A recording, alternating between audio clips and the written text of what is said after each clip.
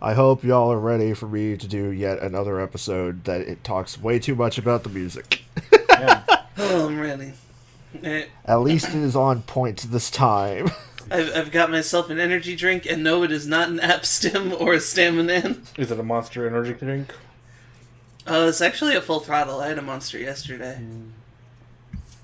In honor of events. Wow.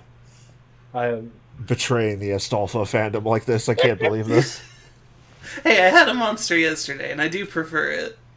I just happen to have this in the fridge. now instead of Big Dick Energy, it's Monster Can Energy.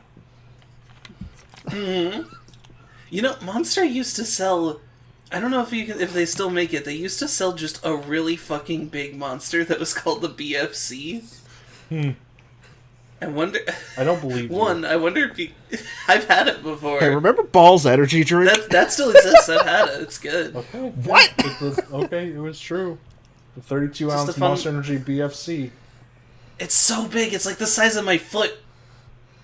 It's And like, I got big feet. I'm a big girl. it's like the size of my dick. That's the size of some femboy's dick out there. Or find him. That's the mission of this podcast now. To So find big declares dicks. declare. The fun will be infinite. This might be the dumbest and or worst cold open we've had yet.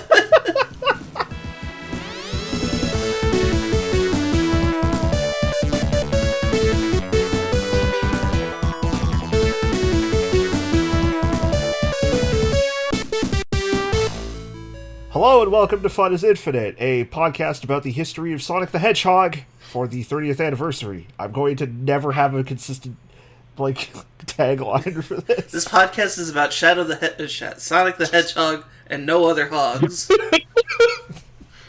Hi, I'm Ken. Hi, that's Ganon. That's Kara. I'm Kara.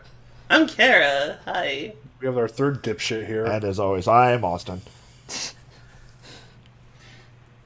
So, it's time for us to talk about the last Genesis game. I thought you were gonna say it's time to talk about The Last Jedi. And So did I. I was about to go into fight or flight mode. I was like, I mean, if we want to really just submit this podcast as something no one should listen to. So, hey, what's your two's experience, there we go, with Sonic 3? And Knuckles, I guess. I didn't actually play Sonic 3 much, mostly because by the time it came out, like, I didn't play the Genesis much, just because that's how I was as a kid. I remember playing it at, like, a friend's house for a bit, because they're like, hey, watch this, and they did all those, like, super stacking on a Genesis console that I put in, like, Game Genie, the expansion, Sonic 3, and Knuckles. And, and they're like, isn't this cool? I'm like, this is fucked up, but yes. They flipped the Dante switch to Dante for the Devil May Cry series. And that's the main memory I have of Sonic 3, besides Knuckles just being cool. Hey, Kara, you ever played Sonic 3? Nope. I've heard a lot about it. I've heard it's good. I've heard and Knuckles. Never played it.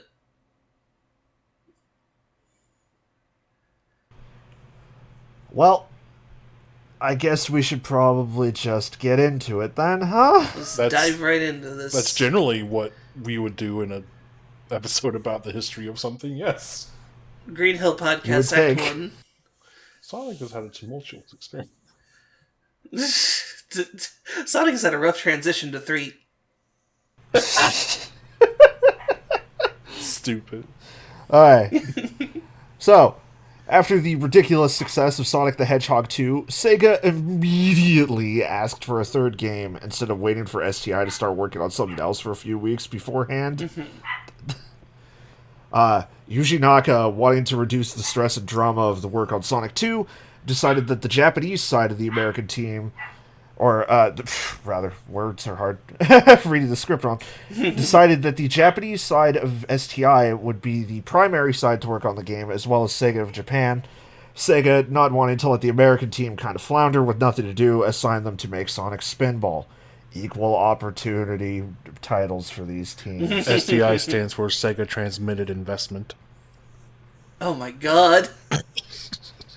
See, I was thinking about that abbreviation, but I couldn't figure out how to turn it into a joke. Well, here we are. I made it. I did it. Sonically transmitted infection. Hey, Future Austin, put the Sonic Spinball options music here for like 5 seconds. Thanks.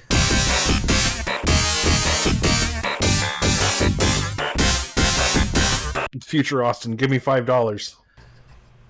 No.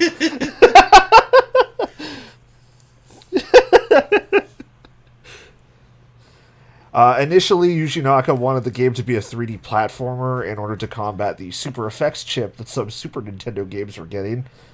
But the chip that they were eyeing wouldn't be usable in time for Sega's mandated time to release the game onto store shelves, so the idea was completely scrapped. The Genesis did later get a 3D Sonic title, the isometric Sonic 3D Flicky's Island, also known as Sonic 3D Blast. Gotta love it.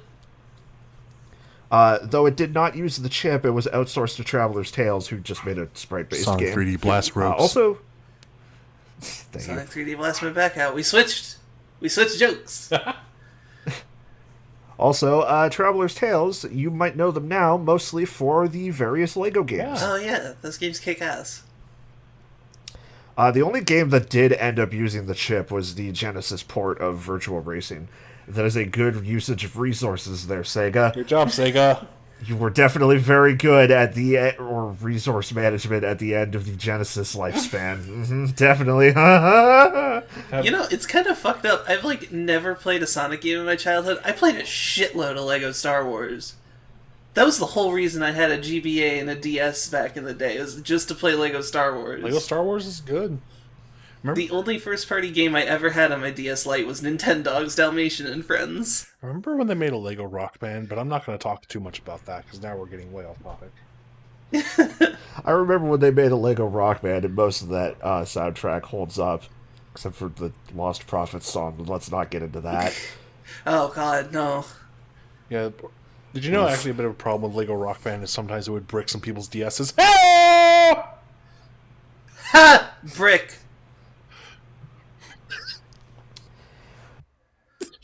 Do you get it? Brick!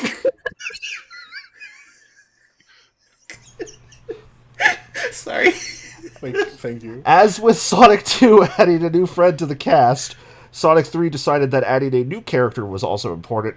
However, this time they wanted to add a new rival for Sonic to face off with. Enter Knuckles the Echidna, the protector of the Master Emerald on Angel Island, who is tricked by Robotnik to think Sonic is there to steal the emerald in the hopes that the two of them defeat each other and he can steal it. He knows Sonic's evil. He can feel it in his feet. Great Emerald's power allows him to feel. Watch our Sonic Adventure 2 Let's Play. Oh yeah, we're doing that. That's a thing. Here's a fun fact. The white marking on Knuckles' chest was originally placed there because Sega was trying to get a branding deal going with Nike. Holy shit. Oh my god. It fell through, and they changed it to the half circle he has now. However, if the deal did go through, Knuckles would have a Nike swipe, probably never appeared again, and would probably be yet another reason that Sonic 3 is never getting re-released. Oh my god. God. I have a little bit of vitriol in this script, I could never tell. which is weird, because I like this game a lot. I mean, you could like a game a lot and also be like, these motherfuckers did so much stupid shit. That's like, watch out for my new Halo podcast. So early in development, Sonic 3 was decided to be too ambitious for its release date, and also the size restrictions of the cartridges available. For the entirety of like Sonic 3 and Knuckles together is, I think, about twice as long as Sonic 2. Sonic twice as long. The Sonic 2 was Knuckles. Sonic 2 times the length. Well, Sonic 3 released in February of 1994, and its second half, Sonic and Knuckles, released in October of that year, which is a really fast turnaround. yeah.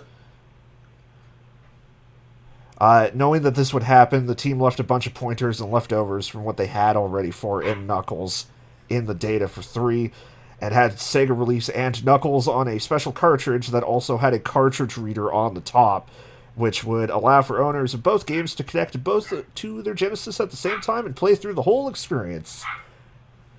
Also, if you connected Sonic 2, you could play Sonic 2 as Knuckles. Fucked up. And if you put any other Sega Genesis cartridges in there, it had like a randomly generated Blue Sphere special stage based on like the header data or something that was read on the cartridge. Unless you put Sonic 1 in which case it just had all of the randomly generated possible like permutations and you could just pick them. Which, weird. Yeah. That Sonic 1 lock-on is also notably in Sonic Mega Collection, which was a GameCube and PlayStation 2 compilation collection of the series. You had to unlock it by like turning on Sonic 1 and Sonic and Knuckles 50 times each or something. It was bullshit. What? Just make it a fun hidden menu option. You don't make people don't make people suffer to play your game. Connecting the two games together actually does more than just let you save your games through Sonic and Knuckles, though. It also allows for playing as Knuckles through the entirety of Sonic 3, where he has his own special routes through levels and cutscenes. Also added the 7 Super Emeralds, which let Sonic turn into Hypersonic upon collecting all of them, and those will never ever appear ever again. The current producer of the series, Iizuka, has gone on records multiple times to say, yeah, I think the Super Emeralds are the stupidest thing we ever put in the series. But we'll keep getting Zavok! They need to put in the fucking even more powerful emeralds so that Sonic can become fucking Super Saiyan Hog Super Saiyan. I think that happens at the end of Unleashed. So Sonic 3 and Knuckles is often considered the best Sonic game. Honestly, I'd probably be willing to agree with that assessment. It's the best looking by a country mile of the, like, the 2D Genesis games. I will even go as far as saying it looks better than Sonic Mania. I don't have very fond opinions of Sonic Mania. I've noticed this. Here comes the comments fight. Level design is probably the best series ever had during that era. Momentum is on Everything Feels Right. I was sitting here writing the script, and it really took everything for me to not just go install the game on Steam and play through the whole thing again in a single thing. Yeah, instead you started playing Sonic 2 last night. Instead of trying to make Kiryu shit his pants. And now we record this on the anniversary of Sonic the Hedgehog releasing in theaters. Oh yeah, it was it was today. I was just thinking about today as Valentine's Day, which it also is. Yeah, but Sonic's more important, obviously. Fuck you, I have 3 girlfriends. And they all love Sonic. I don't know if they all love Sonic. We all love Sonic the Hedgehog and we would do anything.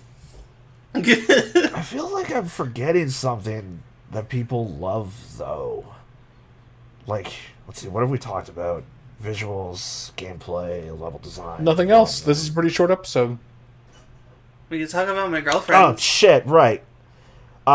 Hey, let's talk about the reason why Sonic 3 and Knuckles is stuck in limbo and will likely never be released again. Is it because, hold on, it's on the tip of my tongue.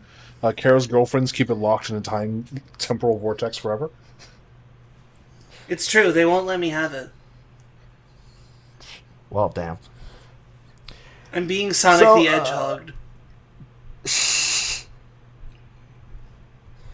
So around the time of Sonic 2's release, Dreams Come True hit, like, super big in Japan. So Masato Nakamura's contract expired, and he wanted more money to come back. So Sega gave him the boot, and instead put their internal sound team on the project. Things were going well during this time, but pretty early on in the project's life, a fan asked to work on the music, and Sega immediately agreed. See, at this time, this guy was in the middle of a small tour to promote his latest album, but it would have been good publicity for Sega to get another named musician, especially one from the western side of the world, since historically the series has sold better in the West. Yeah. Who was this aspiring fan? You probably haven't heard of him, though. He was some, like, pop star from the Yeah. 80s named Michael Jackson! Magic Johnson. Miracle Johnson, please. You're a fake Miracle Johnson fan. I wasn't talking about him. Yeah, that's... They just got the wrong person. They got him, and he was like, "Wait, he doesn't make music. He plays basketball." You know, you have to love it when big video game companies really help out indie music artists. Yeah, it's really cool. I'm just gonna, like, quickly get away from Sonic for a second. Remember that time you could play as Michael Jackson in a boxing game? Remember how he had a movie and he had multiple video games from said movie? Yeah, actually, that segues right in here. Thank you. Oh! Look at you. Because after working on with Sega on the video game adaptations of Michael Jackson's Moonwalker, a video game where Michael saves children in a bar with his star-throwing kicks, Michael asked to work on Sonic 3 because he was a big fan of the Hedgehog. I just want to say right here, folks, we don't plan any of this shit. That was not an intended segue. Great job, us. Good script read there, Gannon.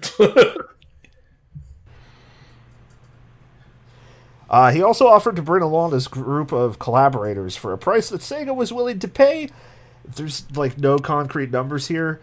It wouldn't surprise me to find out that it was higher than Masato Nakamura, but at the same time, it's like guy who the Japanese audience knows versus guy the entire world knows. Locally famous or internationally famous. Or Michael fucking Jackson. Yeah, or Michael fucking Jackson at, like, the peak of his popularity. Yeah, this was probably the peak of that, because this was around the time Dangerous released. Like, he was on the Dangerous tour.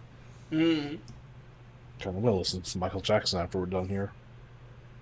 With this being the height of Michael's fame, it's zero surprise to learn that they jumped on it immediately. Wouldn't you? Yeah. Michael fucking I don't know Jackson about was these like, days. "Hey, can I do some songs for you?" Be like, "Oh, yeah. It's okay, Sans. Can't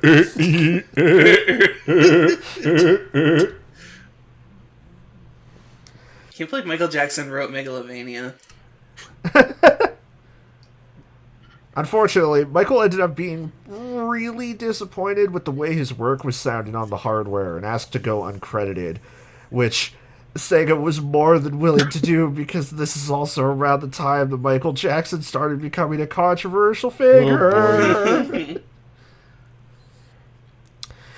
He did, however, let them use the work he had already done and let his staff of Brad Buxer, Bobby Brooks, Daryl Ross, Doug Grigsby III, and C. Sirocco Jones stay. Jeez. That's a hell of a lot of names. Yeah. Their buddy Buck Bumble come around for that one.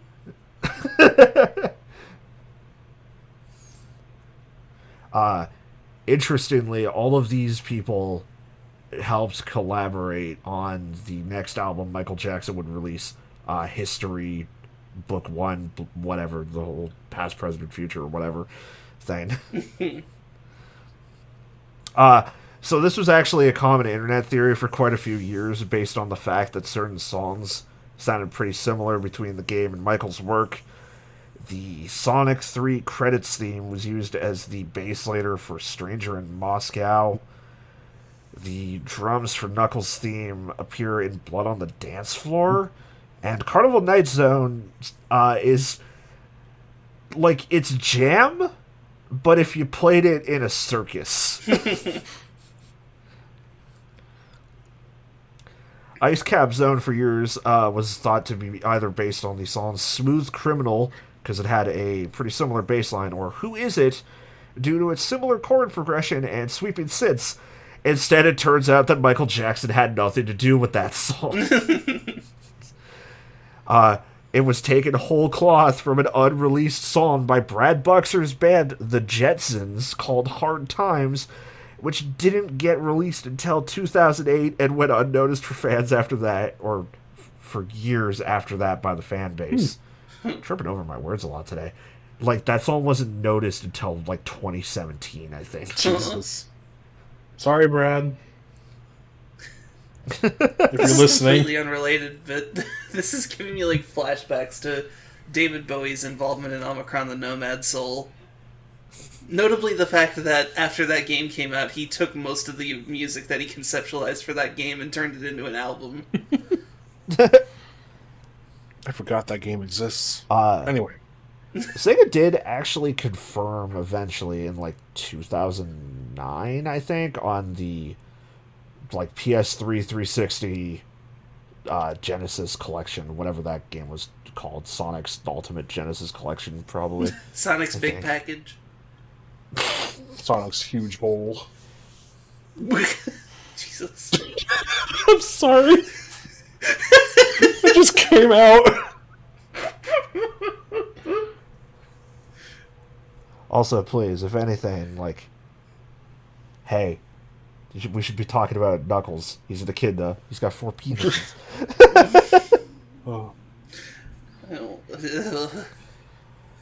2019, Brad Buxer made the claim that they wrote 41 songs total for the game, which would suggest that the entire soundtrack for both 3 and Knuckles was supposed to be done by them. But we now also know that various Sega musicians and people from a company called Cube all worked on Sonic 3's soundtrack, and from what I understand, every song in And Knuckles was done by Howard Drawson, who also did the soundtrack for Sonic Spinball. Future Austin, play more of the Sonic Spinball Options theme here.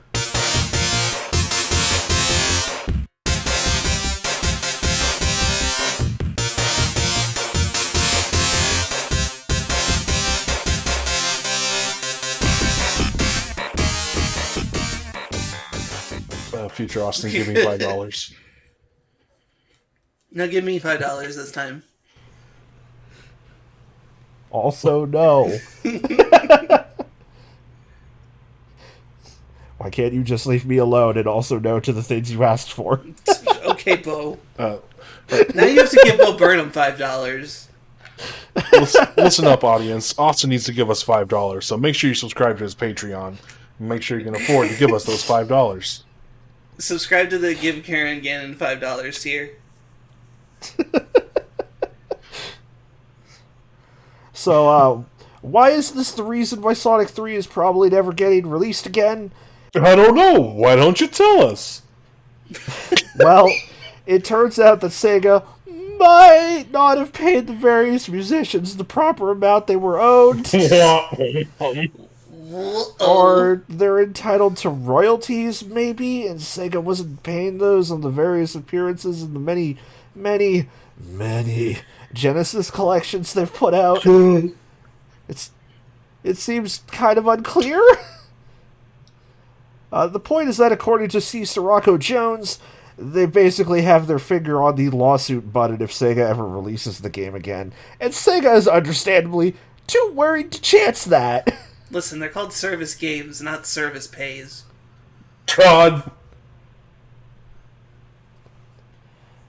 That's all, folks. Da-da-da-da-da-da.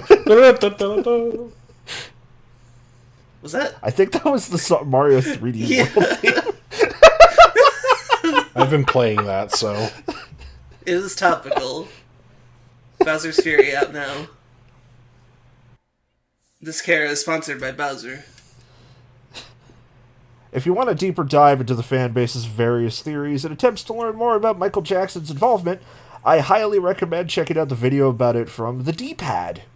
It's a well-researched and snappy video made by somebody with first-hand experience working to find out more information, and had more information and examples that I can reasonably put in here. There's a lot.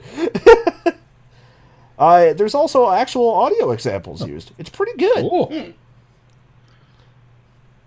We're learning. So, thankfully, Sega's extremely hands-off with Sonic when it comes to fan works. Like, there's a yearly or online convention that's just about people like throwing together short Sonic fan games. Yeah. And there's regularly like hundreds of things thrown to it. There's Sonic Roboblast 2, which is a mod of the Doom engine to play like Sonic. Yeah, then they made a kart racer out of that. Yeah, that they made a kart racing mod out Jesus of that. Christ, I didn't know about I'm that. fucking terrible at it. I bet Austin's fucking good at it because he's always fucking good at kart racers, and I hate playing with Austin because he's so fucking good at it. Fucker. Flex. Fucker. They don't call me the Shogun of karts for no reason. Who calls you that? No one calls you that. Only I call me that. More like the Shogun of Barts. Because eat my shorts. I'm trying to think of other like notable fan games. There's that Sonic Dreams one in there. The weird. the Arcane Yeah. Kings thing. That's the weirdest. I surreal mean, thing. it's notable in just that it was popular. I don't think it's that good or interesting, but Yeah. Also, there was a HD remake of Sonic 2 that was being developed and got canceled and might be back in development again. But it's mostly notable, at least to me, because the musician that got on it to reinterpret all the Sonic 2 music was T. Lopes, who went on to be the official composer for Sonic Mania and also did like 2 songs for Team Sonic Racing. Team Sonic Racing's such Oh, a yeah. good game. Yeah, it's kind of a shame Yeah. it bombed. But we do actually have an enhanced version of Sonic 3 called Angel Island Revisited, thanks to the fan base. Much like the iOS Android ports or remakes of Sonic 1 and 2. It lets you play in like widescreen at 60 frames per second, has various improvements, actually way more than they gave you in Sonic 1 and 2, because like the fans weren't beholden to Sega telling them, just do this, just do this.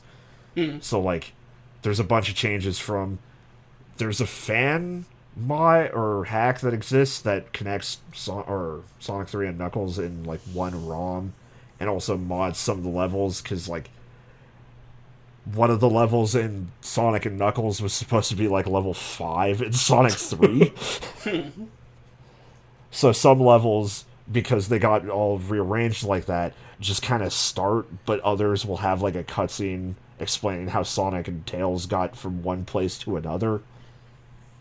So they kind of like rearrange those levels and give them custom things. It's good. That's in Angel Island Revisited and like the drop dash from Sonic Mania. It's, if you want to play Sonic 3, it is the definitive way to play it. And also, hey, good news, all you need is a copy on Steam, and that shit is still available and regularly goes on sale for like $1. So like, the game's never getting re-released on consoles probably, but if you have a computer from the 90s, you can probably run Sonic 3 Knuckles. You know what? I'm gonna hop on Steam right now. The Lunar New Year sale's going on. How much is it? I'm gonna find out for the viewers. Yeah, I was actually going to start looking at that. Well, ooh. Well, we could just wait. Sonic 3. It's $1.24 right now. Apparently, I already own it. I didn't even know I Nice. owned it. Hey, you should play Sonic 3 and Well, Knuckles. there's Oh my god, I own a lot of Sonic. What the fuck? Hold on, let me see how much Sonic I own. This is the section of the podcast where I discover things about myself. I was gonna say, did one of your girlfriends like hack your account to give you all the hedgehogs? Honestly, most of the things that I don't own, I probably have because of family share with my Sonic loving There's a girlfriend. ton of Sonic games on sale, actually. I have Sonic Spinball and 3D Blast. But you know what's not on sale? Team Sonic Racing. Nope. And I also don't own Shame that. that game bombed. Yeah, I don't have like any of like the newer stuff like Forces and Mania and stuff. I also apparently don't have the Yogscast DLC for Racing Transformed. I bought that because it all went to charity. And also, it's hilariously annoying. But yeah, I own most of the Sonic games on Steam. Wow. Wow. Alright. We've learned many things. Go play Sonic 3 because the fan base made the definitive version. Also, like, since we've started recording this, like in the between the episode for 2 and this, the fan base decompiled the mobile ports, and now there's just like native ports made by the fans of the Retro Engine remakes of 1 and 2 to like PC, Vita, just anything that can run it, basically. It's kind of wild how that fan base just works. Like, I've never seen a more dedicated fan base full of like programming wizards than the Sonic fan base. Listen, the Sonic fan base is wild. If that's anything that the internet has taught me, It's true. we've all seen some things. And it's always getting so much bigger. Sonic fan base inflation. Ah! So that's Sonic 3. You did already mention Hypersonic. Moving on. So that's Sonic 3. And the next game of the series is Sonic Adventure. So please look forward to the next episode where we don't talk about Sonic Adventure. Because I instead want to dive a bit into the extremely interesting subject that I feel we would be remiss to not talk about. So next time, we're going to talk about the cursed development of the unreleased Sega Saturn title, Sonic Extreme. And also, I don't know, maybe I'll rope y'all into watching the Christmas special that was named after it. You don't need to rope me So into we'll doing watch that at but we all. won't watch Sonic Underground. Well, no, because we have to hit that goal on Patreon. Yeah, please make sure you subscribe to Austin's Patreon so we can watch Sonic Underground. Patreon.com/JackRyan. I will watch one 22-minute long Sonic the Hedgehog-based Christmas special. I will not watch the entirety of Sonic Underground for free. Please support Austin's Patreon so that I can continue my quest to torture the entirety of anyone who ever appears on Radio Eternal. Bye. See y'all next time. Bye. That's like the worst ending we've had. What are we doing?